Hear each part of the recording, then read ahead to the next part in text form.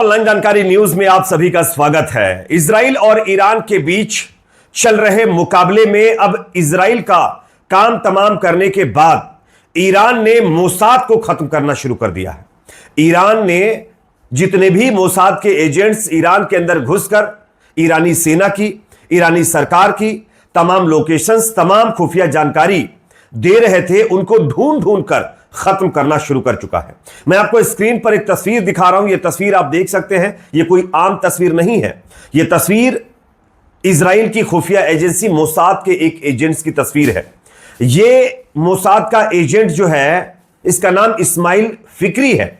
इसने बाकायदा अपने ही देश के साथ गद्दारी करते हुए ईरानी सेना की तमाम खुफिया जानकारी इजरायली सरकार को दी, इजरायली खुफिया एजेंसी को दी, जिसके चलते आज इसको खत्म कर दिया गया है, यानी इसको नेस्तो नाबूद कर दिया गया है।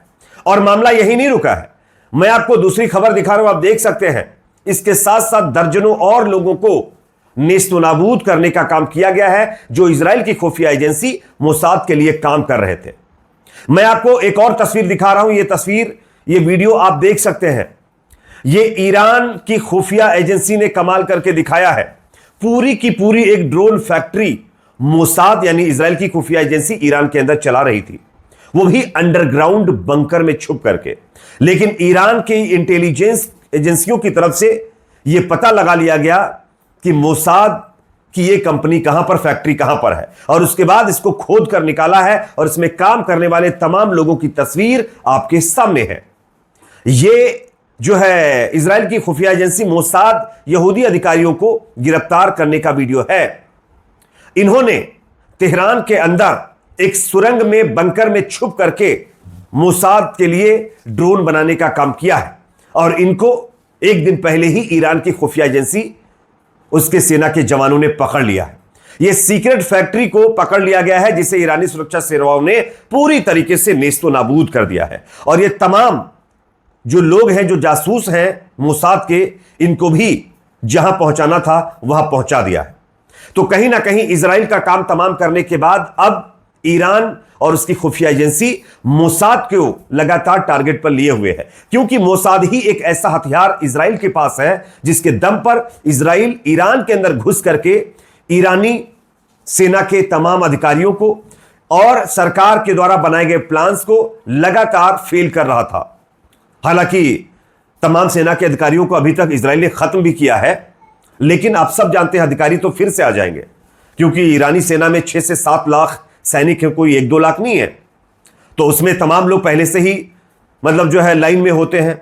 अगर कोई सेना का चीफ है तो 2 और लाइन में होते हैं कि अगर खुदा न खास्ता उसको कुछ हो जाए तो दूसरा बन सके। तो ऐसे अधिकारी तमाम बन जाएंगे। लेकिन ये मोसाद के एजेंट्स जो तमाम खुफिया जानकारी दे रहे थे वो खतरनाक था, और उस पर अब ईरान ने प्रहार करना शुरू कर दिया। एक और तस्वीर मैं आपको दिखा रहा हूं, यह तस्वीर भी आप लोग देख लीजिए।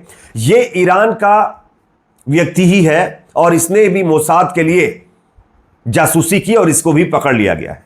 तस्वीर में आप साफ साफ देख सकते हैं किस तरीके से इसको पकड़कर ईरानी सेना के जवानों ने सुला रखा है। और यह सिर्फ अकेला नहीं, इसके साथ एक और तस्वीर मैं आपको दिखा रहा हूं। यह तस्वीर भी देखिए, यह भी एक एजेंट था मोसाद का, इसको भी पकड़ा गया है। तो मोसाद की कमर तोड़ने में अब ईरान ने काम करना शुरू कर दिया है, क्योंकि जब तक मोसाद की कमर नहीं तोड़ी जाएगी तब तक इजराइल इसी तरीके से ईरान को टारगेट करता रहेगा और ईरान के अंदर नुकसान भी पहुंचाता रहेगा। और अब वही ईरान करता हुआ नजर आ रहा है। अब मैं आपको एक और खबर दे देता हूं, जो कि अपने आप में बहुत अहम है। इजराइल का एक बड़ा हमला ईरान के एयर डिफेंस सिस्टम ने नाकाम कर दिया है। अल अरबिया की खबर मैं आपको दिखा रहा हूं, आप देख सकते हैं। पश्चिम में, यानी इजराइल पश्चिम में एक सैन्य अड्डे पर बताया जा रहा है कि ईरान की तरफ से जो हमला किया गया था, उसके जवाब में इजराइल ने भी ईरान के अंदर तेहरान में एक हमले को अंजाम देने की कोशिश की। लेकिन तेहरान के अंदर पहले ही ईरान की सेना ने एयर डिफेंस सिस्टम एक्टिवेट कर रखा था, जिसके चलते यह हमला नाकाम कर दिया गया है। साथ ही साथ खबर आ रही है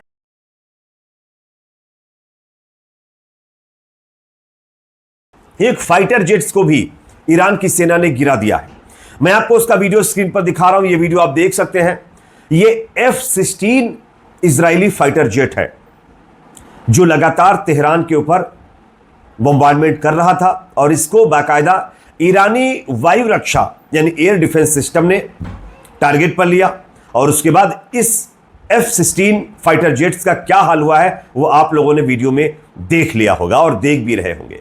तो आप देख सकते हैं किस तरीके से अब ईरान फुल मूड में आ चुका है और ईरान जो है उसकी सेना जो है वो भी पूरी तरीके से इजराइल के पीछे पड़ गई है। वैसे इजराइल के जो ताज़ा हालात हैं, इजराइल के अंदर जो सिचुएशन है वो आप सब जानते हैं किस तरीके से बद से बदतर हुई पड़ी है। हालांकि ईरान के अंदर भी नुकसान हो रहा है, ईरान में भी लगभग 250 के करीब करीब लोग खत्म हो चुके हैं। लेकिन आप सोचिए, जो इजराइल अमेरिका मिल करके ईरान को हराने में लगे हुए हैं, ईरान अकेला इन दोनों को पानी पिला पिला करके मार रहा है, ईरान अकेला इनको धुआं धुआं कर दे रहा है। इससे आप समझिए कि एक तरफ दो सुपर पावर ताकतें और अकेला ईरान किस तरीके से भारी पड़ रहा है। तो ये चीजें फिलहाल देखने को मिल रही हैं। एक और फाइटर जेट्स खत्म कर दिया है। एक वीडियो भी मैं आपको दिखा रहा हूं, तेल अवीव की ये लेटेस्ट एक्सक्लूसिव वीडियो मैं आपको दिखा रहा हूं, आप देख सकते हैं। ये वीडियो इस चीज की गवाही देती है कि ईरान के हमले किस तरीके से इजराइल को तबाह बर्बाद कर रहे हैं। और खबर यह भी सामने आ रही है कि ईरान जिन मिसाइलों से हमला कर रहा है ना, वो सिर्फ टेस्ट अभी चल रहे हैं। ईरान को बहुत सारी मिसाइलों के निरीक्षण करने बाकी थे और वो निरीक्षण अपने देश में ना करके इजराइल के ऊपर फेंक करके ईरान निरीक्षण कर रहा है। अभी तो मेन मिसाइलें आने बाकी हैं, जिसमें हाइपरसोनिक मिसाइलें हैं, क्रूज मिसाइलें हैं जो काफी टन जो है बारूद लेकर के चलती हैं और उनकी स्पीड भी बहुत ज्यादा है। उनका अभी तक इस्तेमाल ईरान ने नहीं किया है। ईरान ने यह दावा किया है, तो आप समझिए ये हालत है इजराइल की। अगर क्रूज मिसाइलें और हाइपरसोनिक मिसाइलें और उसके साथ साथ जो मेन मिसाइलें ईरान की वो अगर फटेंगी इजराइल में तो क्या होगा। इसलिए नेतन्याहू डर गया है और नेतन्याहू अब इंटरनेशनल कम्युनिटी से रिक्वेस्ट कर रहा है कि वो इजराइल को बचाएं और बेवजह अमेरिका को घसीटने की कोशिश में लगा हुआ है। बार बार ये कह रहा है कि ईरान जो है वो ट्रंप की हत्या करना चाहता है, जबकि ईरान का कोई ऐसा प्लान नहीं है। लेकिन नेतन्याहू इस बात को इसलिए बीच में लाने की कोशिश कर रहा है ताकि किसी भी तरीके से अमेरिका इस मुकाबले में शामिल हो जाए, ताकि इजराइल अपने आप को बचा सके।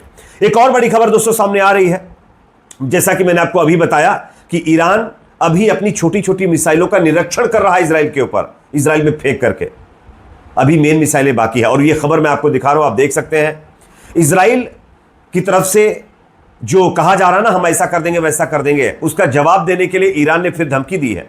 ईरान ने कहा है कि अभी तक हमने नवीनतम यानी ज्यादा स्पीड वाली और हाई मिसाइलों का इस्तेमाल नहीं किया है।